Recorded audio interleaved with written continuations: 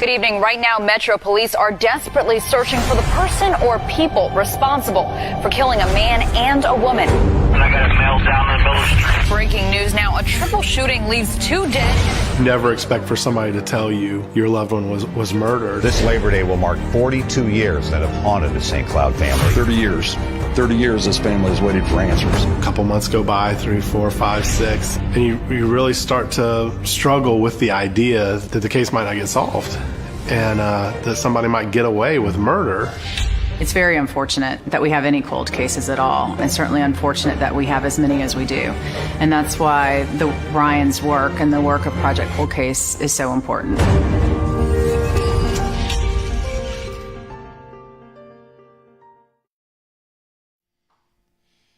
Hello, good morning. Good afternoon. Thanks for joining us today. Project Cold Case. I'm the executive director and founder, Ryan Backmann. This is my wonderful wife, Valerie Backmann, joining me today. Thank you for coming today, Valerie. You're welcome. Today's Facebook Live is we really want to try to help people out there and educate and raise awareness for all kinds of things with families dealing with the loss of a loved one to an unsolved homicide. And Patty Lord, the victim advocate here in our office, came to me recently and said, I thought about it over the weekend, and I just wondered if maybe having Valerie on the Facebook Live would be helpful to people. And so we started talking about it in the office and kind of realized that Valerie and other, what we'll talk about as secondary survivors, offer a very unique perspective that is often forgotten about, not considered, not taken into account as we, the primary survivors, are grieving and trying to learn to live with this new life we've been thrust into. So I went home and I asked Valerie if she'd be willing to do it, and I think in a moment of weakness, yeah, she agreed, and so here we are. So now I know I can blame Patty for this. Yeah, this is all Patty's fault. And Patty today she's so upset she couldn't be here to see you. But she's in trial today with a family of a cold case, Bonnie Haim, that is going on in Jacksonville today. So she's going to be in the trial with them all week, and hopefully we'll be able to fill people in on that trial and a verdict soon.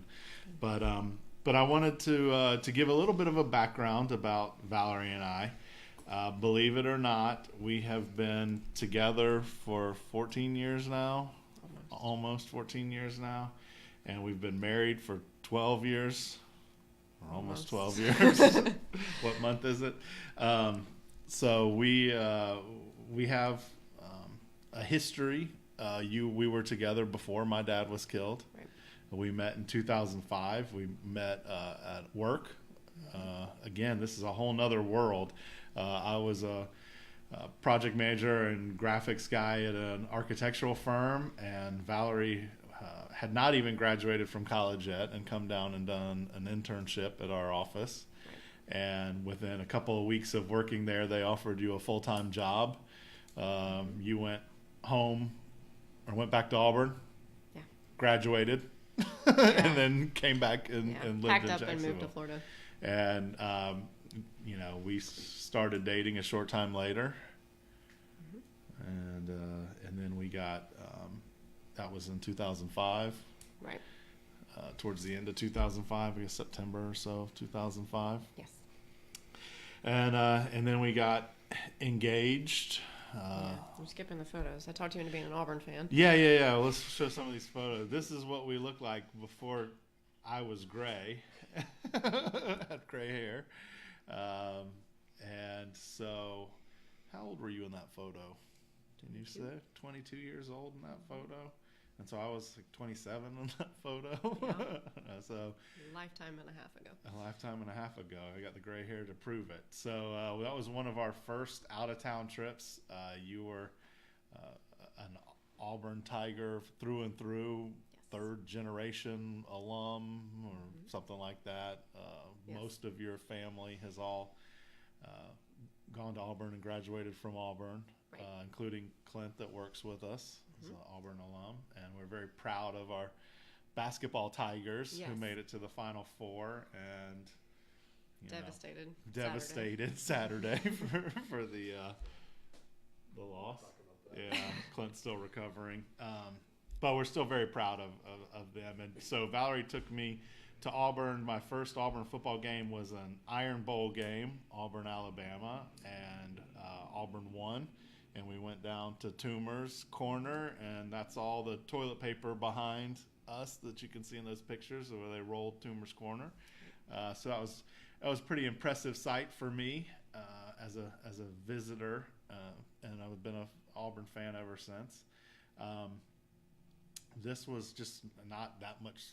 No, it was Christmas. That same year. First time you went home to Huntsville with me. Yeah, Valerie's family's from Huntsville. She grew up in Huntsville, Alabama.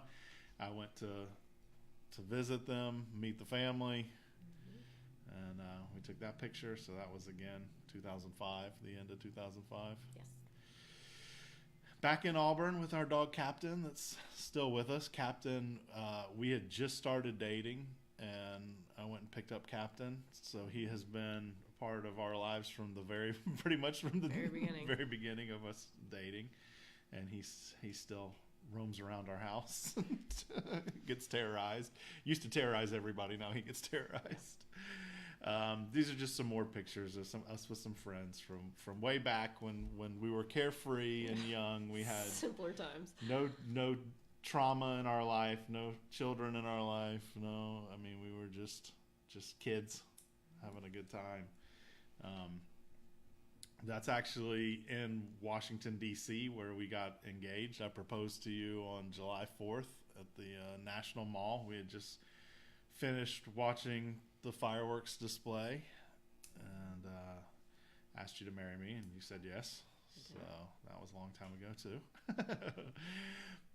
This was a picture. It's a low-quality photo because it's been texted and saved and resaved and lost and found and scanned, and but we went to a Jaguar football game here in Jacksonville, and we went with my brother James and my cousin Danny and his wife Karen, and while we were there, and our buddy Mark Barry, and while we were there, my dad called and said, "Hey, are you at the game?" And I said, "Yeah." And he said, "I'm here too." So we met up, and it's kind of hard to see, but there in the middle of the photo with the yellow shirt is Jane. That was my dad's common law wife. They've been together for 24 years, so she was stepmom and his wife as far as we were all concerned. And that's my dad standing behind her in the teal Jaguar shirt. And then to his left is me and you standing next to them at the table, and we were in the bud zone there watching the game.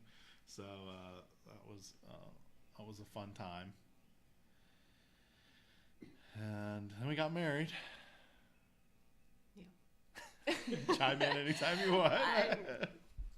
Yes. We got married in Huntsville. We got married in Huntsville in 2007. Your dad made the trip up. I think he's in the next. Yeah, he's coming up here in some other pictures. There's you being silly. Yeah. Carefree. Carefree. There, the three of us at your church that you grew up in, and still your family still goes to, and when we go back to Huntsville, we attend. Right.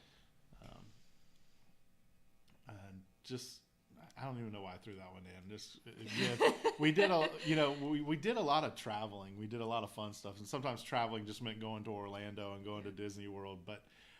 That was one of the things that my dad always asked about.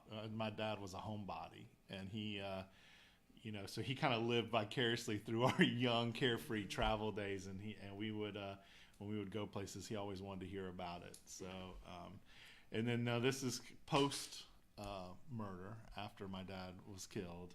And I was an employee at Compassionate Families, and we had a camp for children that had lost loved ones to homicide called Camp Maddie, named after Maddie Clifton, who was murdered here in Jacksonville 20 plus years ago now. And we would volunteer at the camps. They were 3-day residential camps. We would go out in the Camp Immokalee, which for those who don't know, it's basically the middle of the woods Right. in Keystone Heights in Florida.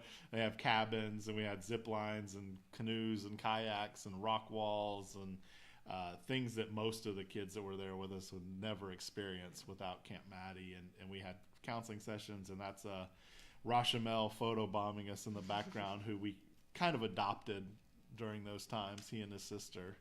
And we spent a lot of time with them. We usually ended up driving them, out to camp or to functions, and it was sweet. He invited us to his high school graduation, and I remember when it was his birthday, and we told him we'd take him out to dinner and anywhere he wanted to go, and he wanted to go to a Japanese steakhouse. Yeah. And he had never been, and he's like, one of those places where they cook the food in front of you, and we were like, we could do that. So we took him and had a lot of fun, and he's up in New York now and hopefully doing well. I hadn't talked to him in a while, but more of our travel, we were able to go to Italy, kind of partially because of my dad.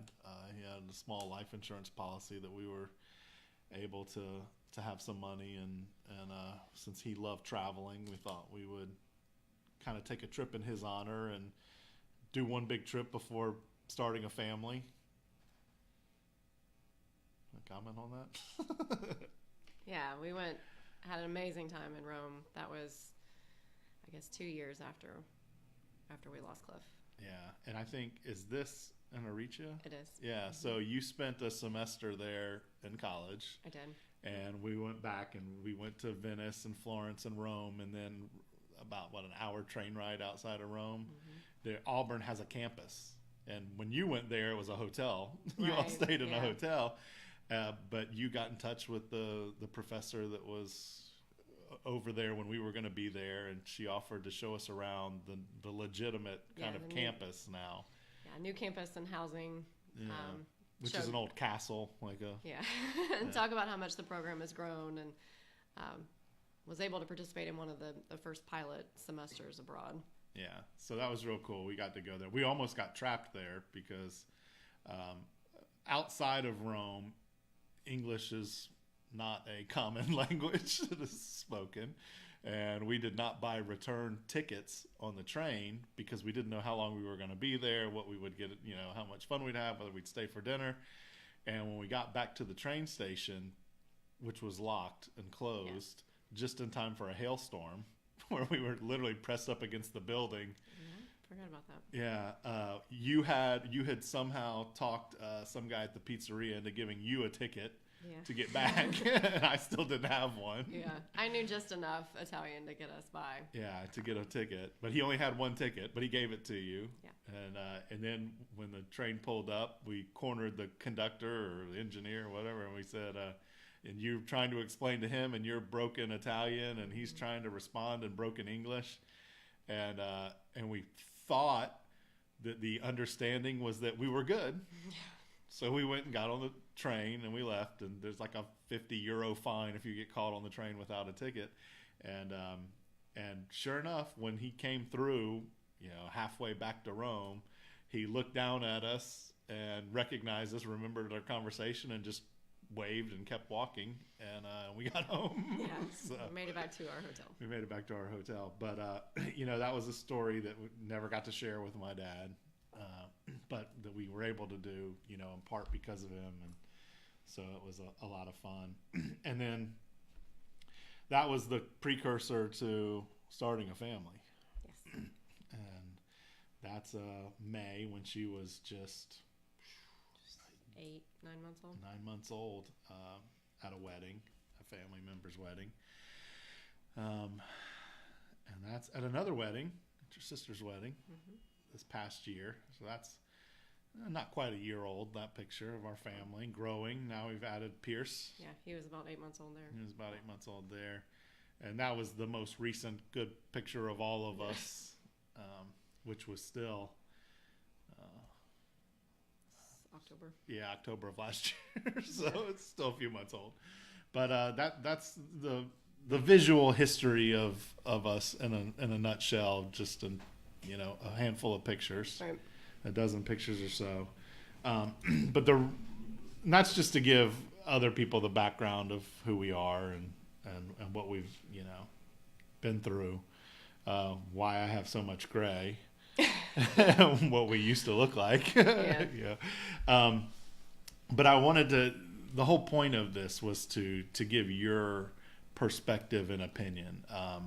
I tell my story all the time, and you've probably heard it more times than you could count. And but it's not your story. It's you experienced it differently, and a lot of times what we see is two people at the same place at the same time having different versions of the events. It's very common.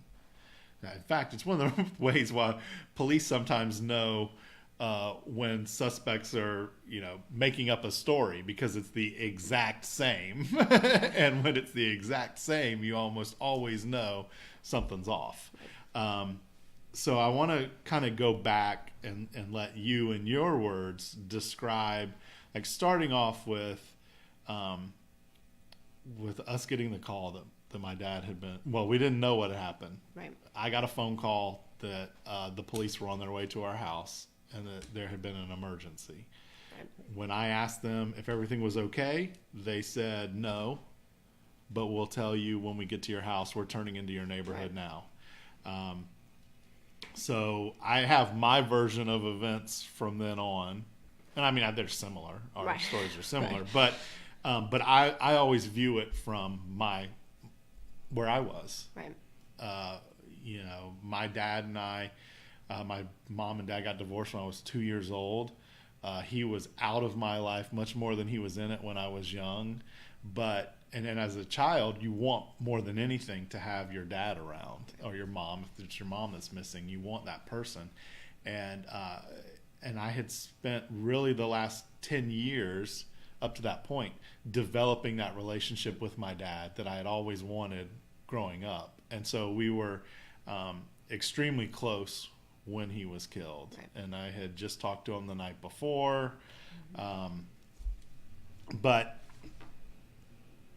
But that being said, too, I was 31 when he was killed. Yeah. You're a few years younger than me, obviously. But I mean, I'm trying to figure out the best way to say it. We had been together for 4 years at that point. Right. So you had known my dad for 4 years, but we were adults. So we didn't live with my dad. We didn't see my dad weekly, monthly. We lived an hour and a half away from each other. I talked to him regularly on the phone, but even our in-person relationships were, much fewer and farther between. A few times a year we would get together. It was mostly conversations over the phone. Right. So that kind of sets the stage for who was murdered in your life. Your father-in-law, who you had known for 4 years, but had only been around, a fraction of that time. Yeah, a dozen times. Yeah. At our wedding, at a bunch of our wedding showers and, parties, celebrations, holidays. We would always try to meet up with them, and spend time with them. So tell me from what it was like being you the day I hang up the phone and I turn to you and I say, the police are on their way, something bad has happened. Yeah. Well, I think probably the most striking thing to me is that you're such an action person. When you tell your version of the story, you immediately had a worst case scenario in your head. Yeah. And I blacked out. I don't have any recollection of a thought process at all, honestly. Yeah. I remember we were getting ready to go to a friend's house to watch a football game. It was a Saturday in the fall. Yeah. Auburn was off. We were going to spend an evening with friends, and I had showered earlier. I was in the middle of drying my hair and hadn't, gotten makeup on, gotten myself together. And so that statement, I honestly remember focusing on the really trivial thing, which was taking a towel off of my head and getting jeans on and walking out of the house. You were literally getting ready for... but this is interesting. This is a good... So I think Auburn played that day and lost earlier in the day. Oh, that's possible. Yeah. And this is one of those things. You said Auburn was off that day, and my memory is that Auburn had played and lost. So we'll put Clint on that. That was October 10th, 2009. Yeah. Actually, that sounds vaguely familiar. I just know we weren't focused on watching a game. No, we were. I think we had watched the game, and it was my memory. Okay. And we lost, and we were frustrated. But it was we lost bad. We lost, I was about to say Arkansas. Arkansas, Okay. So, yeah. 44-23. All of a sudden, it comes back. Which is also who Auburn was playing during our wedding when we got married. Yeah. Our anniversary was 3 days after my dad was killed. Yeah, second anniversary. Our second anniversary was 3 days later. And we got married, and you had contact with the Auburn athletic department to find out a year in advance if you could get a schedule and what the odds are and who they were playing. And back then, Arkansas wasn't a very good team.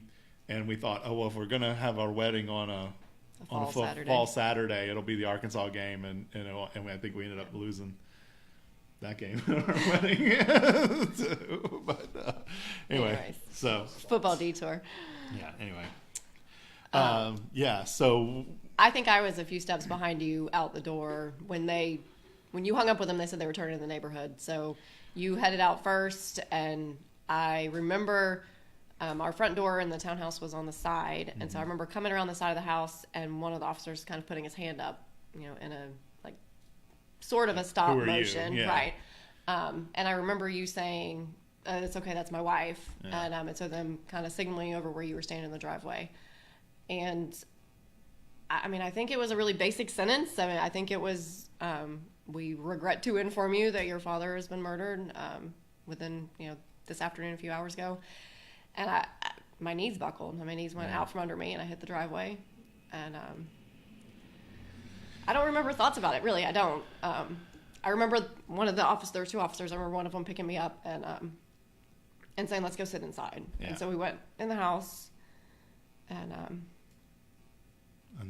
I don't tell my version of the story very often. No, you don't, and it always gets me when you do. That's my memory is I got to the driveway as they were pulling up in a unmarked car, right? Like detectives drive, and two plainclothes detectives got out. They weren't right. No, they weren't in uniform. And they walked up and kind of introduced themselves.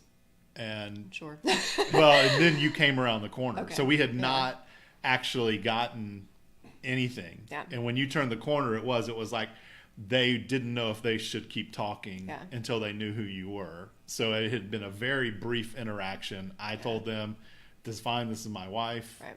And then they felt like it was okay to continue. And they had my dad's driver's license photo. Do you remember that blown up? Yeah. I didn't, but I do. Yeah.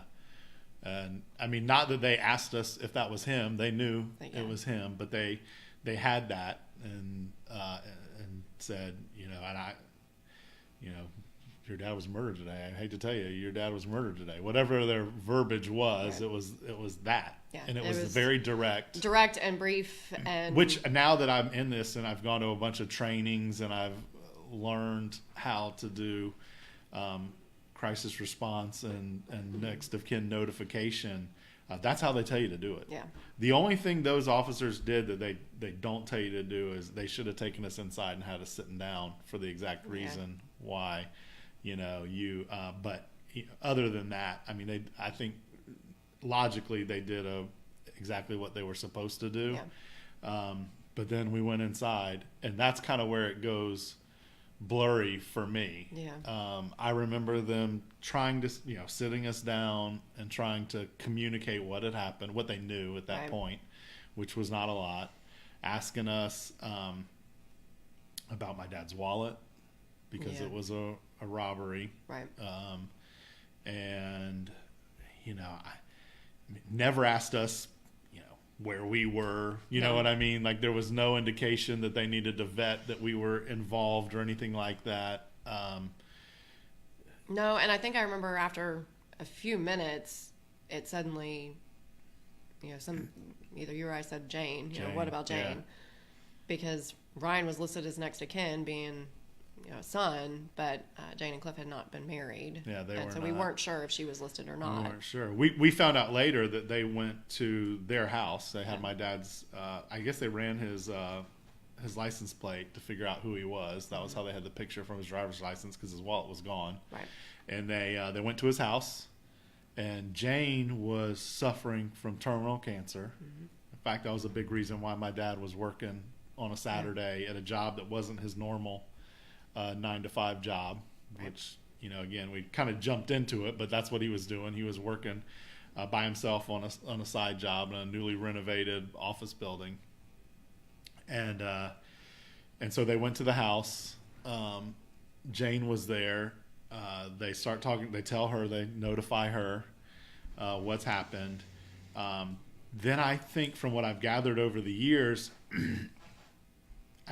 Jane and my dad were married to all of us. They were husband and wife. There was never, she's not the wife. No. She's not. And so it never crossed anybody's mind. And then I think when they asked her, you're the wife, yes. And she, well, this is what happened. Your husband was murdered today. And then I don't know, through conversations, I think they realized that they weren't legally married. Right. They hadn't technically made next of kin notification, that they had to find me. And so they did through their through ways they can investigate things and find people very quickly. They found me, and that was when we got the call. And they had to send 2 other detectives because, again, their house was an hour plus away. Yeah. So they sent 2 other detectives to come notify us, but then they told us that they had talked to Jane and put us in touch with her. Actually, they called down. Remember, I don't know if you remember. I can't remember the details, but I think the other detectives were still down there, so they called from their phone to the other detective to tell Jane, and then we ended up I ended up on their phone talking to Jane for a few minutes while they were still there, and then real quickly, there's nothing else they can do or say. Yeah. Yeah. And all of a sudden, particularly when there wasn't information. There wasn't a next step other than we'll be in touch with you. Yeah, and now we have that burden of now we have to call every single person under the sun. Yeah. And tell them what's going on. We're literally minutes away from walking out the door and going to a big, gathering to watch football with friends. You have to call them, tell them we're not coming. Yeah. Tell them why. Yeah, I remember calling Lori. I remember going in the bedroom and laying on the bed and calling my mom. My mom was traveling with a friend up in New York City, and an odd coincidence, Ryan's dad and my dad both had the same name, both went by Cliff, and so while it was very brief confusion, I remember my mom saying she was in an elevator and it was breaking up, and her saying Cliff, understanding that I was talking about Ryan's dad, but the friend she was with saying what's happening, and I remember very little about the rest of that evening. I do remember it hit me immediately, probably as a result of kind of that little bit of confusion. And I remember saying, and we were years away from having kids, but I remember saying my grandbabies were supposed to have 2 Grandpa Cliffs. Yeah. And that, I knew that immediately. As much as I didn't understand, I knew that was not right. That was not how it was supposed to be. Yeah. We, I called my mom, and they had been divorced for 30 years, almost 30 years at that point, my mom and dad. And I said, my dad's dead. And she said, what? And I said, somebody killed him. And she was like, what? Yeah. And I remember just going, I don't understand. And she said, what is going on? And I said, I know what they told me, but I don't understand. My brain would not let me comprehend, what we had just been told. I think you very quickly go into shock. I think that's the post-traumatic, the body's response. And I it probably was around 5 when they showed up. I think it was around 5. And I don't remember if my mom called my aunt and uncle, probably. Yeah. because they were on their way before we had called them. Yeah, I remember some family showing up and then people immediately worrying about getting us fed because it was near mealtime. I remember you going in our bedroom and throwing up. Yeah, as soon as the detectives left, I actually got physically sick. Yeah. And went and threw up. Again, just your body's reaction to this kind of, and you alluded to it earlier that my brain went to a worst case scenario, but my worst case scenario was there had been a car accident and maybe somebody was hurt. Maybe somebody had a broken rib, at the hospital. That was my worst case scenario. So I was not, and I don't think you can prepare for that kind of conversation, but I certainly wasn't prepared for that, and it physically made me sick. I forgot about that, but yeah, I got sick, and then I started going, well, who do I need to call? And he had an estranged relationship from his sister, but I knew her phone number was in the phone book back then. I still had phone books. We still had one, and I called her. And it went to her answering machine because it was a home phone, an answering machine. This was only 10 years ago, 9.5 years ago. But that's how fast technology is moving. And I left her a message and I said, Lorraine, this is your nephew Ryan. I need to talk to you about my dad. Something's happened. And she, I can't remember if she picked up in the middle of my voicemail or called me right back, but she was immediately like, I do remember being like, I wasn't screening my calls. I'm like, I don't care. Like, my dad's dead. And they were estranged. They had not spoken in a long time. And so she was, I had to tell her what had happened. And then my dad had a cousin in town, Jim, that he was close to. And I hadn't talked to Jim in a while. It hadn't been that long, but it had been a while. And I called Jim and I told him what happened. And then was that all Saturday? That was all Saturday. Yeah, I don't remember. And then I shut it down. My mom and stepdad were on their way over. Kay and Mike, your aunt and uncle, were over.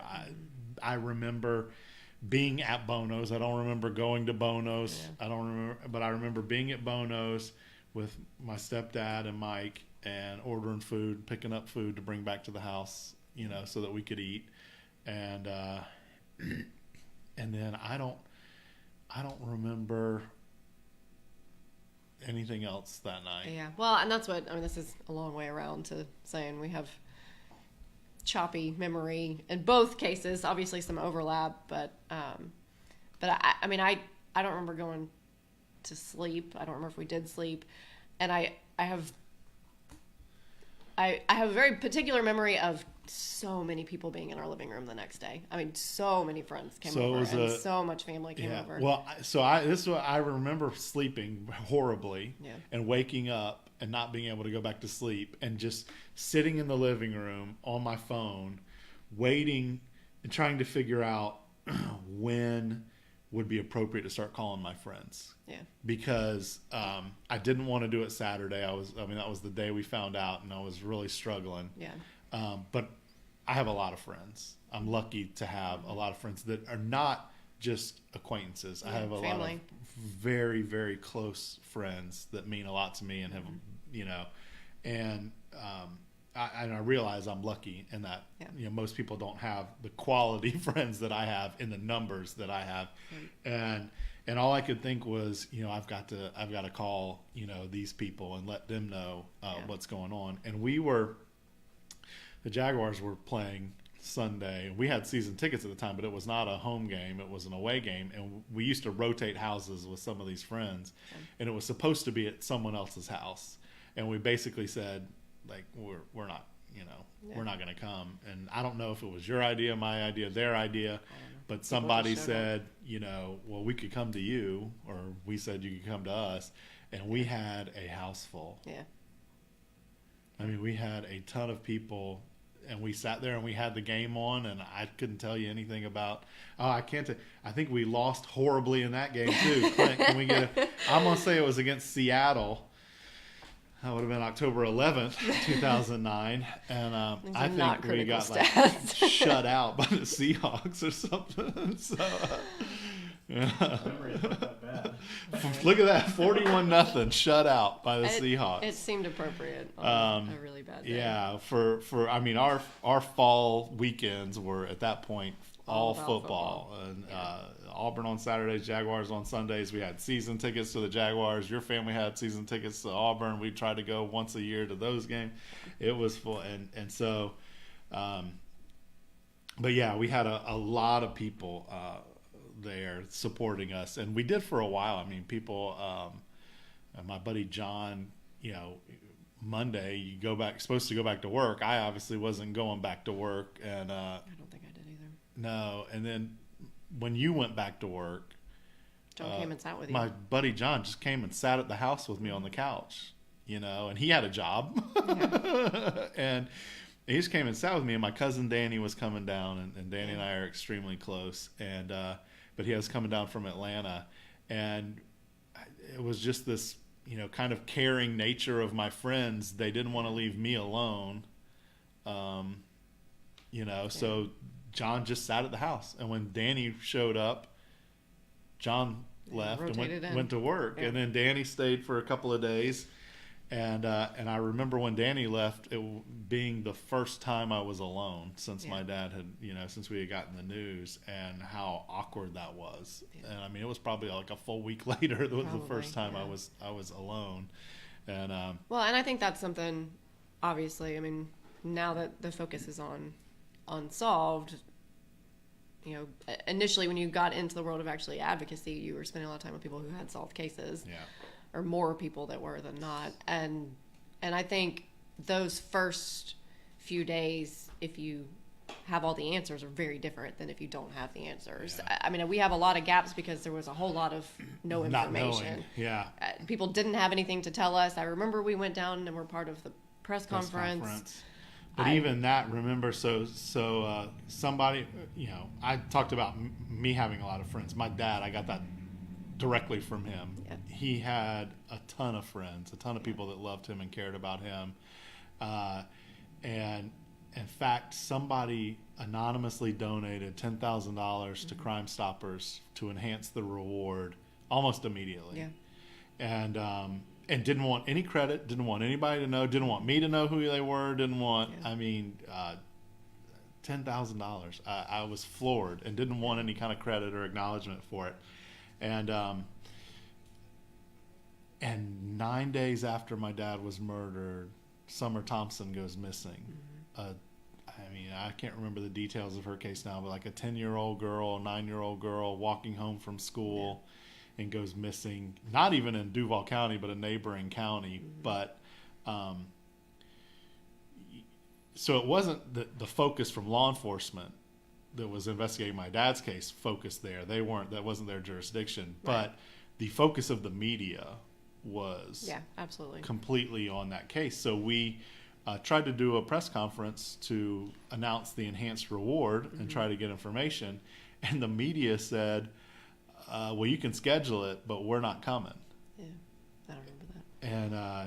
And they said, I found some of this out later with my relationships with people.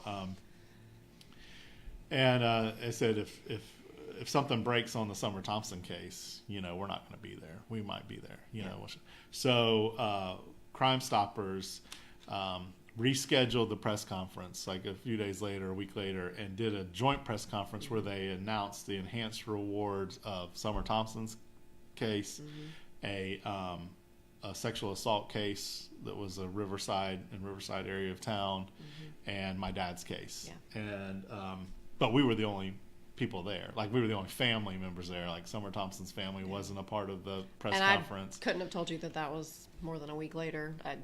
I really don't. And my timeline could be off too, you know what I mean? But it was later. I know we had to reschedule it. And we were there, and a guy from the media recognized me because I had talked to him. He worked for the Times-Union, and he said, "We see the family standing over there. Do they have something to say?" And nobody had prepped us and said, do you want to speak? You may be asked to speak. So we were standing off to the side, and all of a sudden they were like, yeah, sure, Ryan, do you want to come up here and talk? And that was how we got here. Yeah, and that was my first experience, being in front of all those cameras and trying to talk about my dad's case. And I won't say her name here publicly, but there is a reporter that made me so mad and hurt me so much and kind of set the tone, which luckily now has shifted, and I know which reporters I can trust and who I can talk to. But she looked up at me and she said, how important is it to you that they catch the person who killed your dad? And she's not a reporter anymore. That might be why. That may be one of the dumbest questions any human being has ever asked another human being. Particularly soft touch. But maybe she was smart. She was a genius because she got what she wanted, which was a reaction. Yeah. Which was me basically yelling at her that, pretend it's your dad. How important would it be? Yeah. And so the headlines were, pretend it's your dad or think it's your dad or something like about that. too. Yeah. You're a little more polished in front of the camera now. But back then, it was emotion, absolutely. and how dare somebody ask how important it is. Yeah. And then look, here we are. How important was it now? You know what I mean? Here we are almost 10 years later, and we have an organization founded on the principle of how important it is, to make those arrests. So, those are just, that was just within the first week. Yeah. Or, week and a half. Things changed really quickly. I remember a media truck being outside the house one day when I got home from work. I don't know that they even made it to the door, but there were... I remember you having to go, not having to, but you going over to the neighbor's house and telling our neighbors who we were friends with, this is what's happened. We don't know if media is going to be showing up, but if you walk out your front door and see news trucks in our driveway and in our yard, this is why. This is why. I remember, we didn't have a listed phone number. We didn't have a home phone. Right. And cell phones.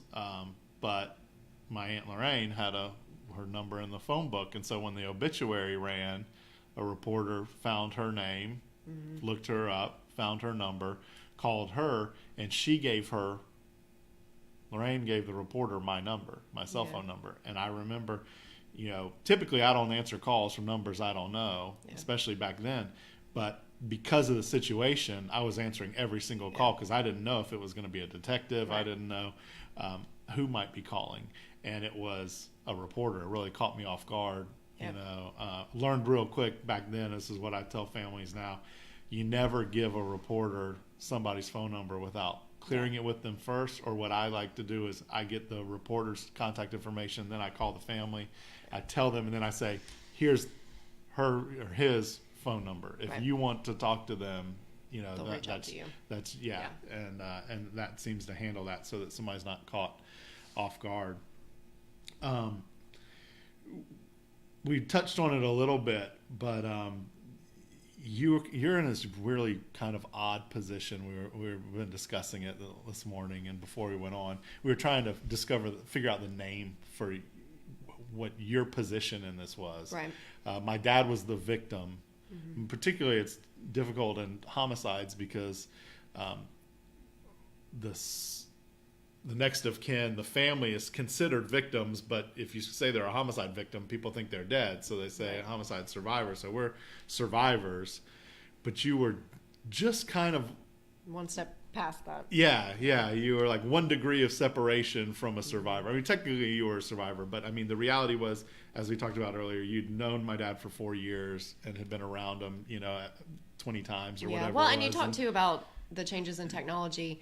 We never had a home phone. We had cell phones. So I would talk to your dad occasionally on your phone, or he would call me for something specific, but it wasn't the days of picking up the house phone. Just pick up a phone and it happens. And having small talk. So while we had a relationship, not a very deep one and not a very long one. I mean, we had only a handful of years and not a lot of time together. And I think my experience as what I kind of termed, a secondary survivor, which I Googled, and it appears that that's used some in relation to, other kinds of abuse or assault victims, talking about someone who is the loved one of a survivor. Yeah. But I think that applies to someone who is a spouse, like my case, or a step parent, or perhaps somebody that is in your life now but wasn't at the time of the loss.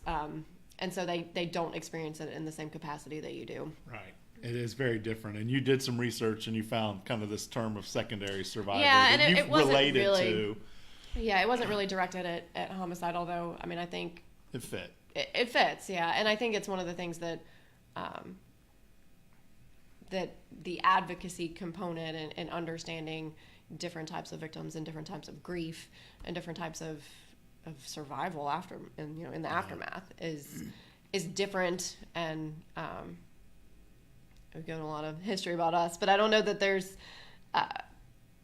anything that in particular about my experience that is going to be exactly like someone else's. But I think the theme that we wanted to kind of get across is that it is absolutely different than your experience. It was different that very day. It was different in the weeks that follow, and then almost 10 years later, it's still different. It's still very different, and it's different for different reasons now. Right. Which some of which are going to be similar to a lot of other people, and some of which are not going to be similar. Not everybody starts an organization and kind of becomes somewhat of a public figure, at least locally, and so we were going to talk about that too. But kind of before we got to that, I wanted to discuss in the immediate aftermath, kind of the burden that this event had on our relationship, on our life. I mean, we were 3 days from celebrating our second wedding anniversary. We didn't have kids. We loved to travel, hang out with friends. We both had careers. And a lot of that stuff quickly kind of spirals out of control. You start. Yeah, the daily routine is disrupted immediately. Yeah. I mean, absolutely immediately. And then, then everybody at some point has to go back to work. Yeah. But particularly me, I'm still sitting there waiting on a phone call. My life doesn't go back to normal. Yours doesn't go back to normal, but you're not allowed to stop. Yeah. Because of your secondary, position. Right. I wasn't really allowed to stop because I worked for a real a-hole, but right. And in fact, it did affect my work, and I ended up losing that job. I mean, that guy let me go just a couple months after my dad was murdered, and so now we are financially burdened, as well as emotionally, dealing with everything, and still no word from detectives as to a suspect, as to an imminent arrest. We had always kind of wanted to wait a few years to have kids. Mm-hmm. We had kind of said from the very beginning that we wanted to wait 5 years. We wanted to be married 5 years, and then we'd start talking about a family. I started questioning that. Yeah. I don't think you did. I mean, at least not to the degree I did. No, probably not to the degree that you did.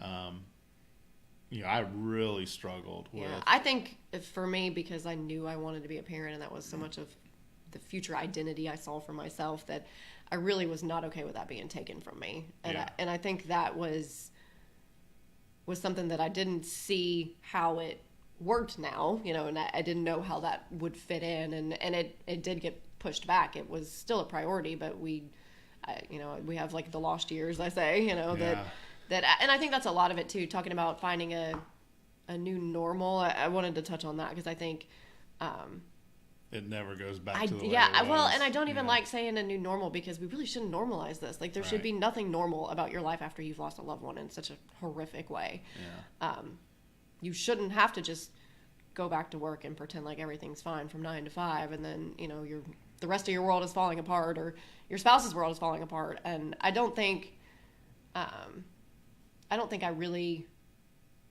You're really good about not looking backwards. I struggle with that a little bit more, and I feel like I didn't properly relish single, not single, but pre-kids, pre-traumatic event, and didn't really know how much there was to lose until we didn't have that.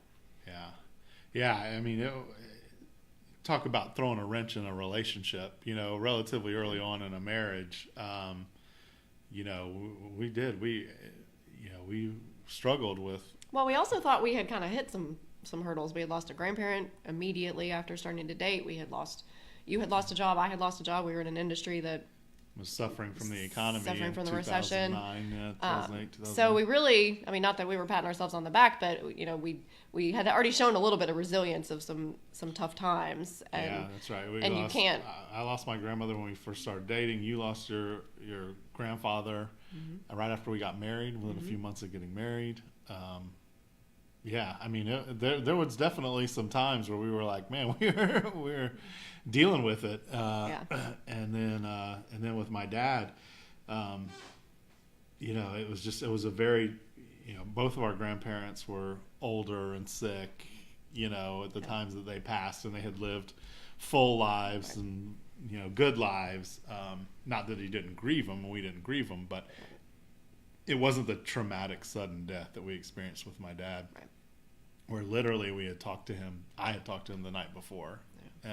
Do you remember I had a voicemail from him that was the day before that Friday? Like, I talked to him Friday. Called Thursday. But he had called Thursday night, and one of my long-standing traditions is a one night a week to go out with my friends. And it was even back then, although it was Thursdays back then. And he had called while I was out with the fellas, and I didn't answer, and he left a voicemail. And he was at a company party he was in construction, and there was an architectural firm that was throwing some kind of open house or something, and he was there, and he was trying to remember, because we had switched jobs, recently. He's trying to remember the name of the firm I worked for, and I think the firm you were working for, and trying to talk to these architects, that were there and have something in common. And I don't remember when it was. A couple weeks later, we listened to that voicemail, and then I remember laughing, and I remember it disappearing, and how traumatic that was too. That devastated me. I think back then, after 30 days, a listen to voicemail would automatically delete unless you specifically told it to save or something. And I looked at my phone, and sometimes I only listen to that voicemail that time, maybe one other time, but I would look at my dad's name and and the voicemail. And one day I flipped over and it was gone. And it had deleted, and I'm this fear of forgetting his voice and his laugh. All those things start flooding in, and it was devastating. I was terrified, and I have not been able to replace that since. We have some videos of some things, and he seems to somehow stay out of frame and just off. You can sometimes hear his voice a little bit in the background, but it's not a conversation with the camera.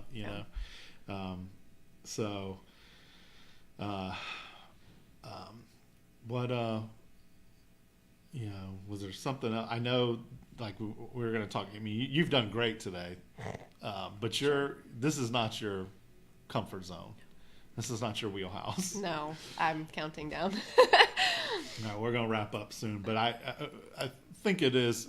This is another unique experience that I have kind of become the face of a cause, at least within our city and state, and some beyond. Yeah, hopefully way beyond. And so I get friend requests on Facebook from people I've never seen, met, heard of. They don't send a message. They just friend request me. Usually if I look, I can tell by mutual friends, a chain of connections. A chain of connections. It's a survivor community. Right. I have been interviewed enough times from the local media that, it's... our 4-year-old thinks it's totally normal for Daddy to be on TV. It's our 4-year-old. And so it's not uncommon for us to be somewhere and somebody say, "Oh, I saw you on TV the other day." I mean, I dropped May off at school the other day, or picked her up, and and one of her little friends said, "I saw you on TV," and her mom said, "Yeah, we saw May's dad on TV," you know, and so it's, you know, it's not. I think obviously that experience you noted is not typical. Not everybody immediately becomes a public figure. I do think there's probably a degree in the immediate aftermath of unwanted attention that applies to most people. Well, that was very true. I mean, we did not answer that reporter that called out of the blue that had our phone number. Remember, you helped draft a statement that just said, "Please respect our privacy. We appreciate your concern. Right now, we're grieving the loss of and you called back and gave them that and said basically like that. This is what we're willing to do right now. We were certainly not, and kind of like the press conference, we were not expecting to speak, and then they asked me to, and I did.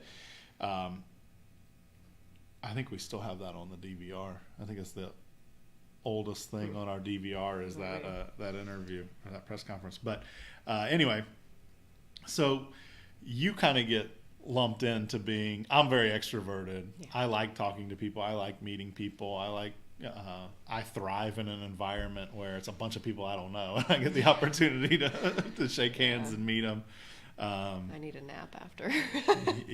And you are terrified to even go through those doors sometimes, you know. So that's been very different for us. And we have two children that, at least at this point, lean more towards the extroverted side than the introverted side. So far, all you. May usually takes center stage and loves it. And we thought that Pierce was going to be a little different because he kind of just, as an infant, you know, he just sat back and watched May perform. He wants the attention though. Now he's quite the little showman himself.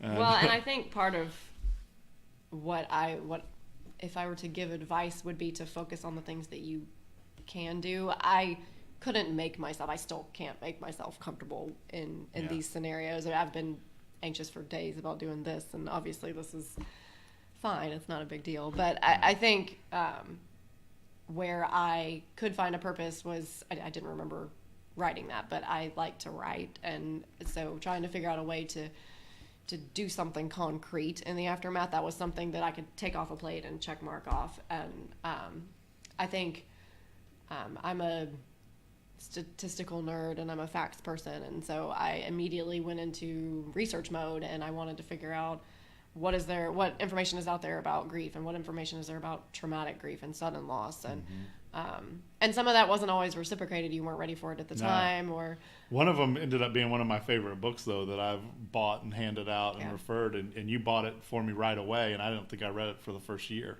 Probably. I remember being in Barnes and Noble before Amazon days. I remember picking that book off the bookshelf and trying to be in a place of letting you have your timeline and not getting frustrated that you hadn't read it, because I had read a good deal of it and I thought it would apply. Well, and one of the things we figured out really quick was that there wasn't a lot of information out there for this kind of sudden and traumatic grief, and when it did show up would typically be in one chapter of a much broader book. Correct. That had nothing to do with what and it was still rarely about traumatic crime. It was cancer or it was a car accident or something like that, you know, a sudden accident that you know, drowning or you know, which things that often didn't have anyone else to place blame on, which was a whole extra level of complication to an unsolved murder. It really is just an added layer of complexity there.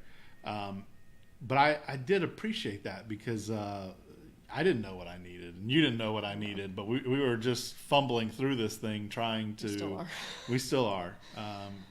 Trying to figure out how we were going to survive it, you know, and you know, now with kids, you know, it's like my big thing. My priorities, like the goals have shifted, and when we didn't have kids, I did this, you know, for one reason, and you know, and now, you know, our daughter is old enough now that she knows she has a Grandpa Cliff. She knows that he died. She can recognize him in photos. Has for a very long time. Has for a very long time. Doesn't know the details. No. She's only 4.5. She doesn't know the details. But she will, and that's something that have talked about for a really long time. And that's, my shift is when that day comes and I have to tell our children that, they don't have a grandpa because a bad guy took them. And I know that their response is going to be, was the bad guy in jail? Because that's what, when you're a little kid, you think. It's very black and white. Yeah, that's what it is. And now I'm going to have to explain to them that sometimes the bad guy doesn't go to jail. Sometimes the bad guy doesn't get caught.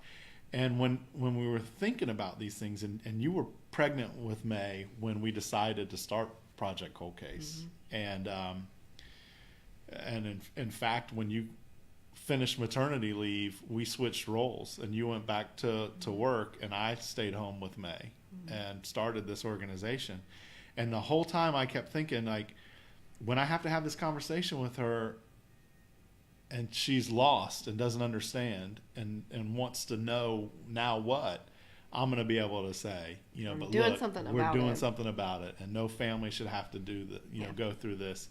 Well, I think that talking about what she understands at the 4-year-old, maturity level as well, she doesn't understand what your job is, but she knows you're a helper, Right. And that's, we kind of focus on the Mr. Rogers version of things of, look for the helpers. And, and I think that was the answer then. That's why we really didn't consider anything else. I mean, that was, the answer was, well, we need to be able to tell her that we're doing something about it, that in particular Daddy is doing something about it. Yeah. And then, she's going to grow up with a very different, experience than most kids, and one that most kids shouldn't have to take on. But as we know from advocating for other families now for, close to 10 years,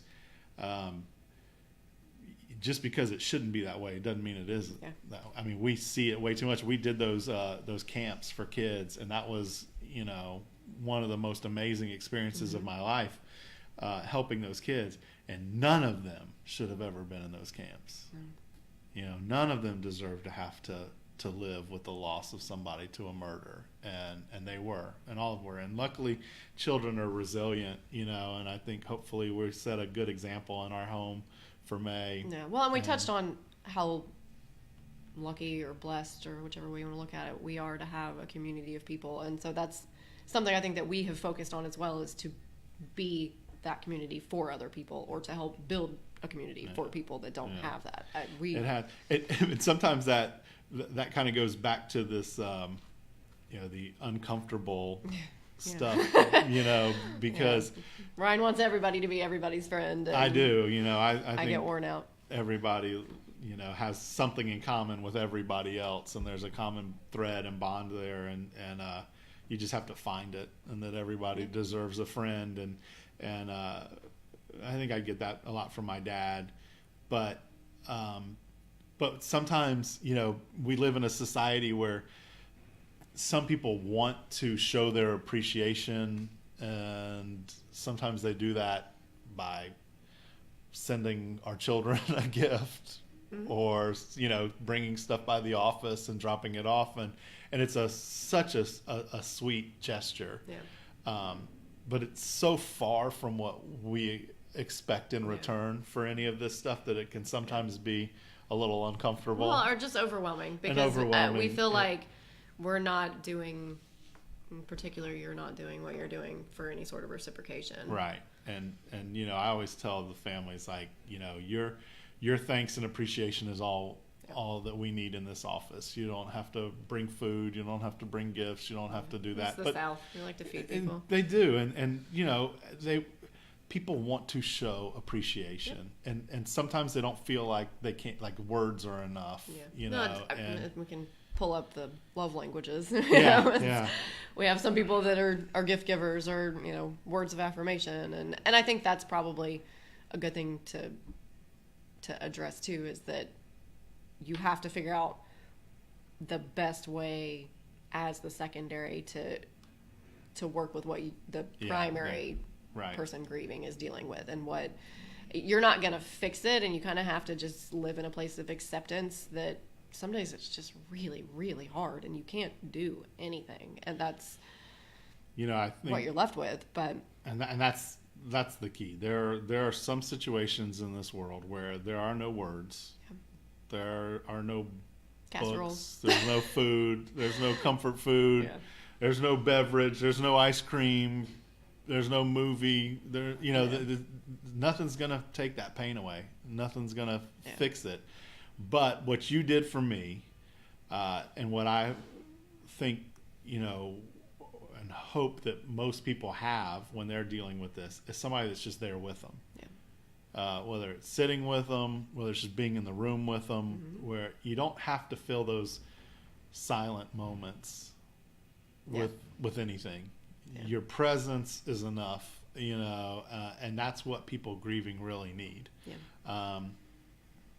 You will hear survivors tell you, I hate it when somebody says, God needed another angel. Yeah, God had a reason. Yeah, there's and they may not say it to your face, but let me tell you, they tell me, they tell this office that I don't like it when somebody says, I'm sorry for your loss. I don't like it when somebody says, I know how you feel. Yeah. And these are not blanketed everybody, but we all react differently, and it's a pretty safe bet that nothing that comes out of your mouth is going to comfort somebody that just lost a loved one to a murder. Mm-hmm. Like, there are just not words strong enough to provide the comfort that you think that you can provide, and that's okay. You don't have to provide that comfort. That really isn't your job to fix it. Yeah. But if you can just be there for them. Yeah. That is the most important thing. A lot of people say, just let me know if you need anything. Yeah. And I never let anybody know what I needed. No. I was blessed with an amazing support system. Yeah. That was my family, your family, our friends, and many of them made sure that I was taken care of. Yeah. Despite not asking, and I certainly recognize how lucky I was to have that network of support. Anything else you want to talk about? Check your notes. I don't think so. Okay. Thank you, Valerie, for coming out here and doing this. I know this is not your idea of a fun Tuesday afternoon. I think you gave some amazing advice and information, and hearing your story and your perspective always gives me pause and time to reflect, and I always understand that everything doesn't revolve around me. Everything doesn't revolve around my grief. That there were lots of people impacted and affected by my dad's death, and lots of people that are doing the best they could to kind of wade through that grief themselves while also being supportive of me. I'm obviously thankful. I think a lot of the reason why sometimes some of these survivors run up and hug you and and think they know you. It's okay. People can hug me. I don't want people to think I'm no. But I was just standoffish. I was going to say, because I think when they get to talk to me and they're like, "Gosh, your wife must be amazing to put up with, what you dragged her through and what y'all dealt with," and it's true, So I think they just it's their sign of appreciation and admiration for you, and kind of on that note. Your support. We're going to leave this afternoon. We're going to go to Tallahassee, and I have been lucky enough. I'm honored and honestly kind of humbled to be asked to speak at the state attorney's or the Attorney General's National Crime Victims' Rights Week award ceremony in Tallahassee at the Capitol tomorrow morning. They hand out just a few awards, and they have a survivor speaker that comes out and addresses the Attorney General and some lawmakers and some people in positions of power to make change. And so I don't take that lightly when I have the opportunity to go and impress upon them our struggle with cold cases and unsolved cases in this state and beyond. And we have a 1.5-year-old and a 4.5-year-old. Today is going to be the first time we have traveled together without them. Woo-hoo. Yeah, in a really long time, and without them, period, since there were two. Yeah, and yeah. Last time we went away, I was pregnant. Yeah, with Pierce, but tomorrow means a lot to me. I am honored that they would would think that my cause is worthy and what we have gone through is valuable enough to share that story with them. And I'm not going to lie, there are times where I get these opportunities to talk and speak, and I look out there and I'm the only one there that I don't have, because of our child situation. You know, we can't just leave them at home, and we can't have them, and jobs, can't have them running around. You know, so tomorrow is a big deal for me, and I'm really happy that you're going to be there with me. And I know there was it was not easy to get this orchestrated, and your boss took over some responsibilities of yours at work, which we really appreciate. And your mom came down and is watching our kids, drove down from Alabama. And so it took some juggling. We didn't know if it was going to happen. I mean, there certainly was moments where I thought I was going to be over there, you know, by myself. And so thank you for going with me. Thank you for being that support system for me. Thank you to all those that helped get us here, and then be able to get us to Tallahassee this afternoon and tonight, and be there tomorrow. You know, kind of in closing, you know, Project Cold Case, this is why we're here. Our mission just expands because there's so many people in need, and when you get buried in this stuff, you realize that there are people that are secondary survivors that are struggling too, and they don't know how to help, and that's all they want to do.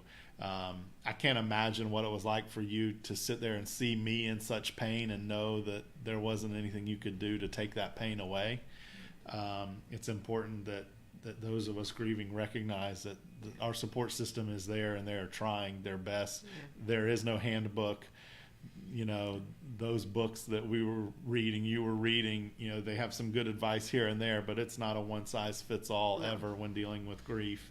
And you really have to feel your way through it. And that can be difficult, and there are a lot of people that give up or can't handle it, and, you know, relationships end, marriages end, friendships end. It's a lot more common than the other way. So I think I hope that some people were able to get something from this today, and I'm sure they were. Check us out on social media. We have a Facebook page, obviously, the Facebook Live, Twitter and Instagram. Our website is projectcoldcase.org. You can submit your loved one's unsolved murder to our website, and we'll do a spotlight on it, and we'll put their picture on one of these banners that are behind us and put them on the website. We also have a YouTube channel where we download all of these Facebook Lives that we do, and you can go back and watch some of the other ones. We've had a number of great guests and featured a number of cases on this stuff, so that's available to you as well. And we'll be back next week, and we'll try to bridge more gaps and raise more awareness and advocate for more cases. So thanks a lot for joining us. Thank you.